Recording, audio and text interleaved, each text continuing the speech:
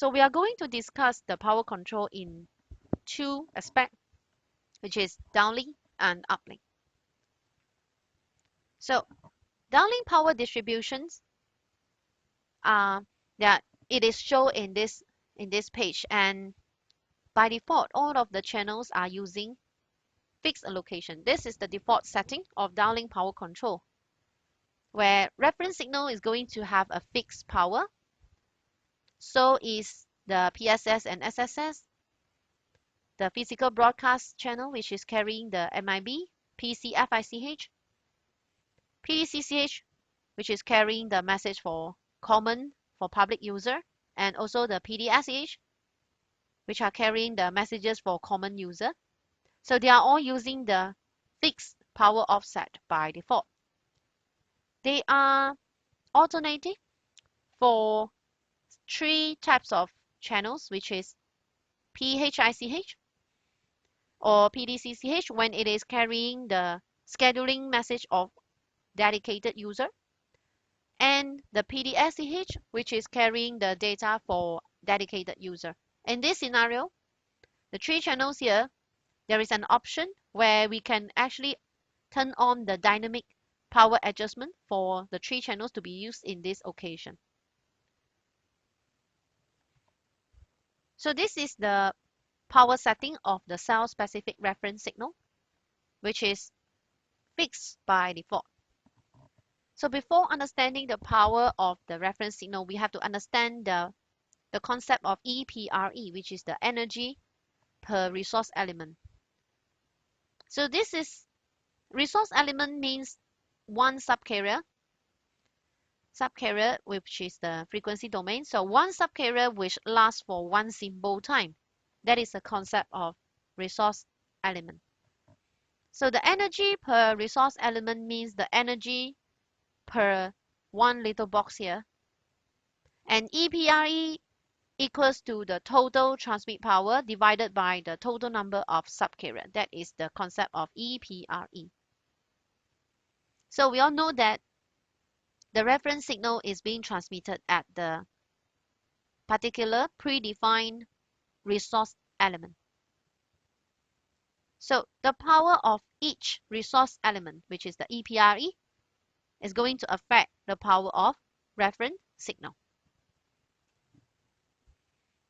Nevertheless, we can always calculate the power of the reference signal by using this formula, where the power of reference signal equals to the total power per channel, which is the total transmit power of downlink, minus 10 log total subcarrier. So if this is in the format of the log. So if we convert it to watt, then the RS power equals to the total power per channel, which it could be 20 watt, for example, divided by total number of subcarrier. So that tells us the power of EPRE. That is EPRE.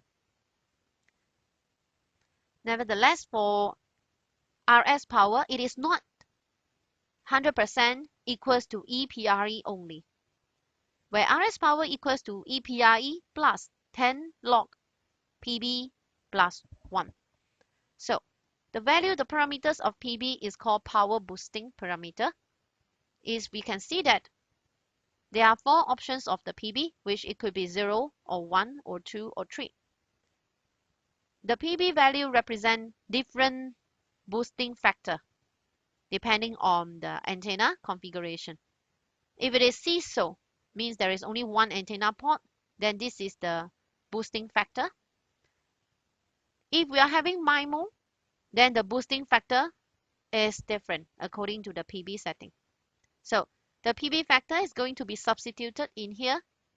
Hence, the RS power, it could be boosted up, which means if we had chosen PB equals to 2 for 2 antenna, then 3 over 4 plus 1, that equals to 7 over 4. So 10 log 7 over 4 is the boosting which has been imposed on the reference signal power.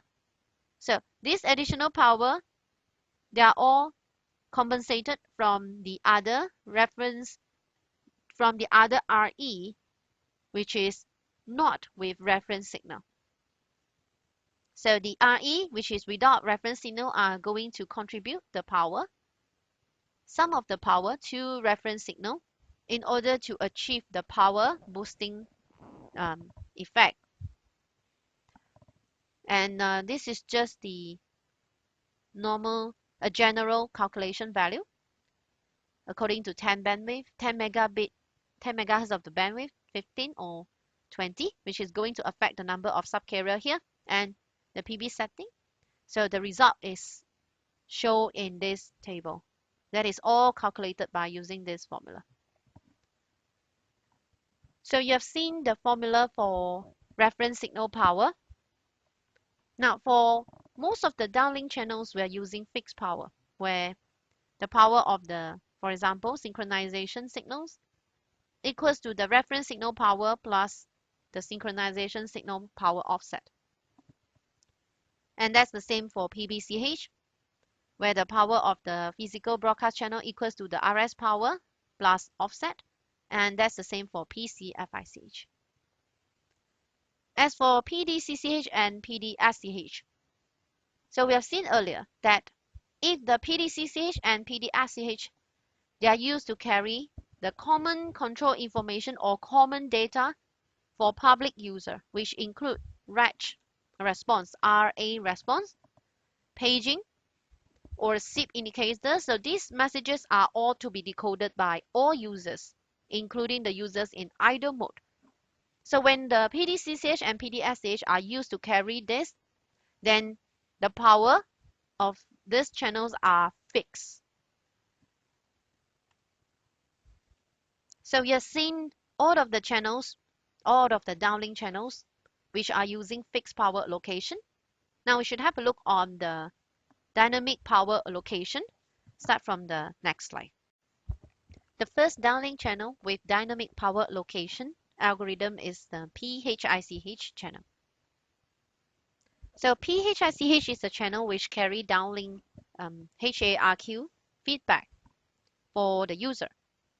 So in order to make sure that the user receive and decode the HARQ acknowledgement or negative acknowledgement accurately, then the eNodeB could actually choose to adjust the power accordingly.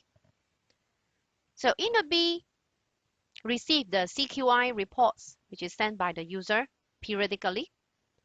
So based on the CQI report which has been received, eNodeB extract or estimate the signal to interference noise ratio of the downlink reference signal, because we should know that CQI is also estimated or calculated based on downlink reference signal.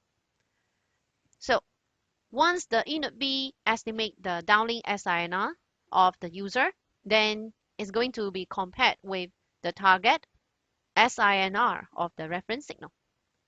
So if the estimated SINR is greater than the target, then the eNodeB might reduce the power of the PHICH. In contrast, if the measured or the estimated SINR is worse than the target SINR, then the PHICH power might be increased. Nevertheless, PHICH only carry not a very few resources. So by default, the dynamic power allocation for PHICH is disabled.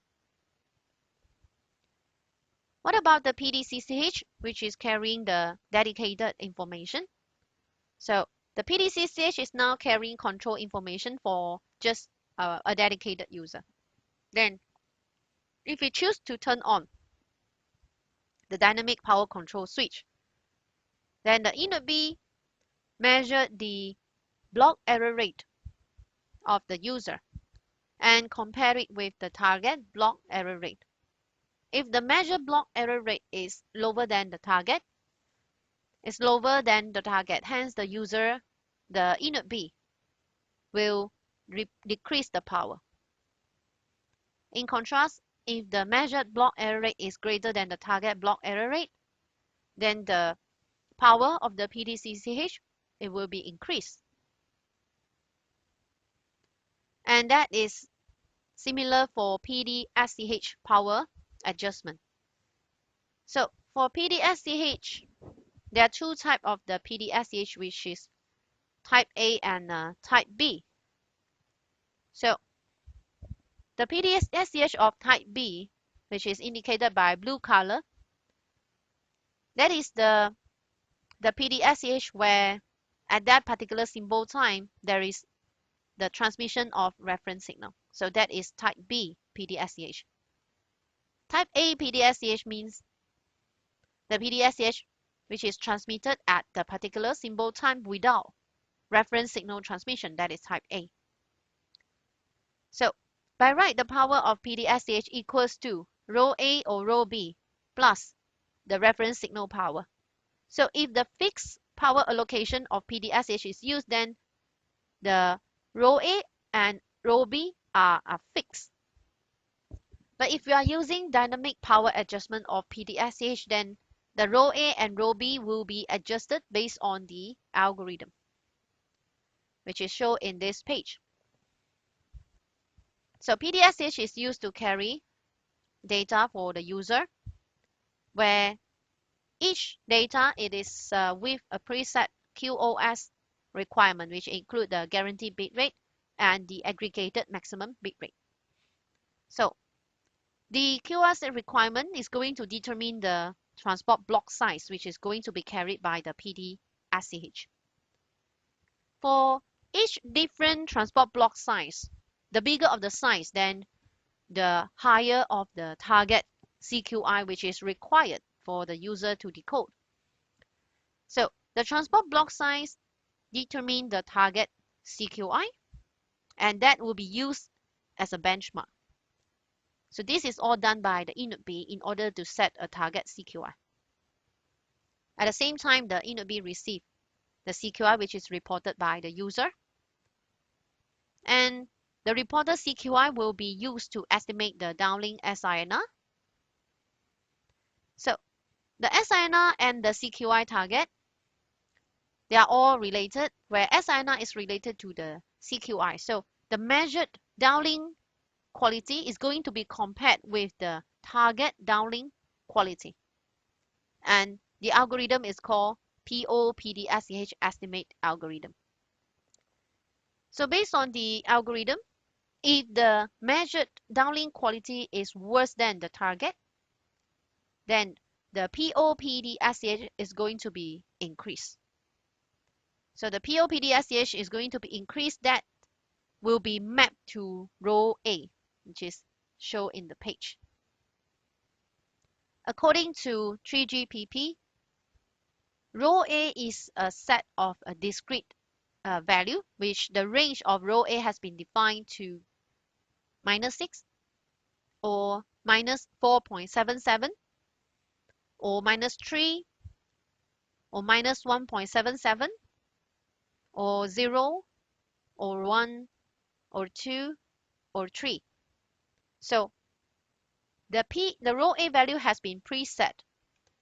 So the calculated PO-PD-SCH has to be mapped to the discrete value, which I've mentioned earlier. That is equivalent to rho A and is going to be replaced in here. So what about rho B? It's all related to the power boosting setting, which is PB, which you have seen in the reference signal. PB equals to rho B divided by rho A.